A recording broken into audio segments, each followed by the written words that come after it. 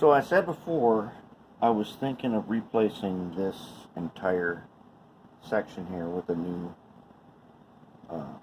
bench blade turnout. And then I got into it a little more, and I discovered that there was a spot here that where the solder had broken loose.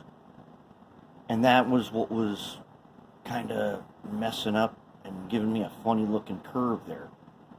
Because when I originally planned this, everything lined up good. But sometimes solder breaks loose.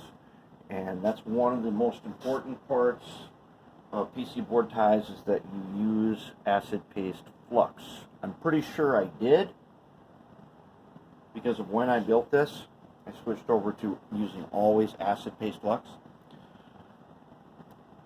But even so, sometimes it'll let go when it's under a lot of pressure.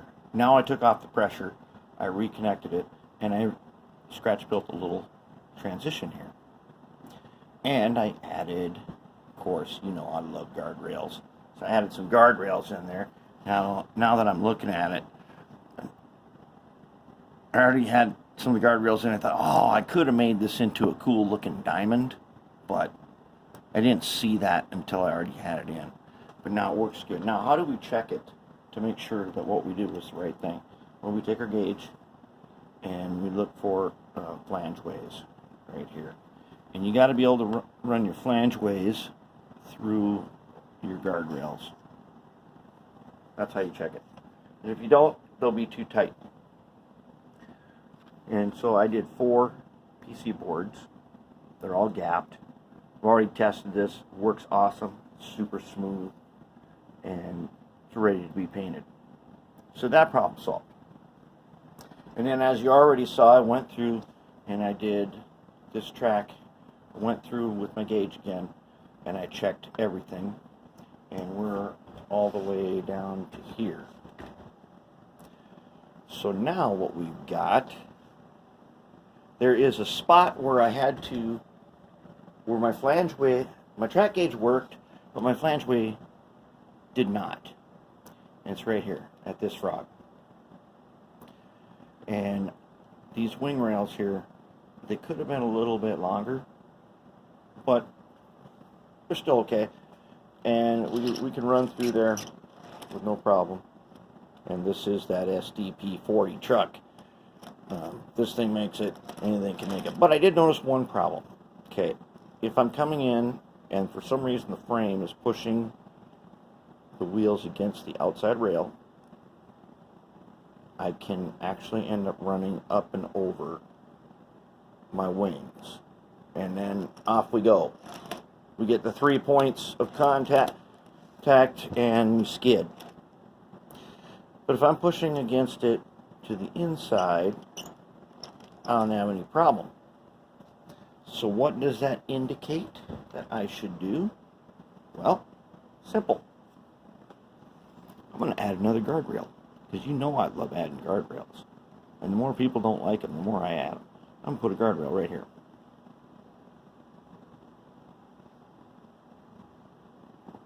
Because I've got PC board ties. That's the cool thing about building your own track using PC board ties. I can put a guardrail here.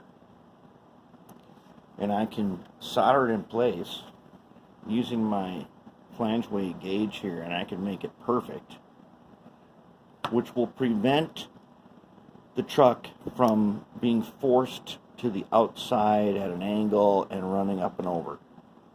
What the guardrail will do is it will keep the truck in its position, and then it runs right through there. And I got good flangeways here. I run right through. So that's what I'm going to do. I'm going to add another little guardrail here. Have to get painted up. No problem. But otherwise, that's looking pretty good. So here's the thing. You're making your own switches and yard ladders and things. As long as you're making them yourself, there's no reason you can't add guardrails where you think they might be useful. And the reason they might be useful is, what if you're using that guy right there? FP45, who has the same trucks as an SDP40. Okay, they don't always want to cooperate, and they're heavy, and so they go kind of where they want to go. So we're going to make them go where we know. We're going to make them go where we know he's not going to derail, even though I haven't had him derail right here at all yet. But there are some of these locomotives where their trucks, for whatever reason, are not free enough to track the way you want the track to go. And sometimes you got to give them a little helper. Give them a little helper, it's good to go. Now this frog is isolated, so I got my little wing here going off. I don't want him to touch the PC board tie that will cause him to become conductive, and I don't have to. I got just enough space to put a little guy right there. And people say, oh, but it's just going to get full of ballast and it's going to jam up all the time. Do you see any ballast over here? I don't have any ballast, because I am not certain that I'm going to ballast this. This is not going to be ballasted like some line out in the country with ballast all over it. No, we're in an industrial park. And if you look at pictures of industrial parks and yards down near there, a lot of times you can't even see any ballast. Sometimes you can barely even see the ties too. And there's a good chance that when I dress this all up, it's not going to be ballast that you see.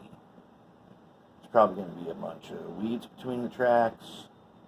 There's going to be who knows what.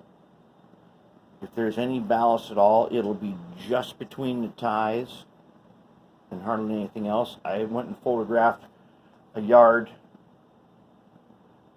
that is not used so much, but was used a lot, and the ballast is below the tie level. So when we get to that part, we'll worry about it then. But that is what we are doing now. We're getting a spaghetti bowl, giving them an upgrade. And so far, it's looking really good. And it's working good, too. I've done numerous tests on it already. All right, so let's continue on.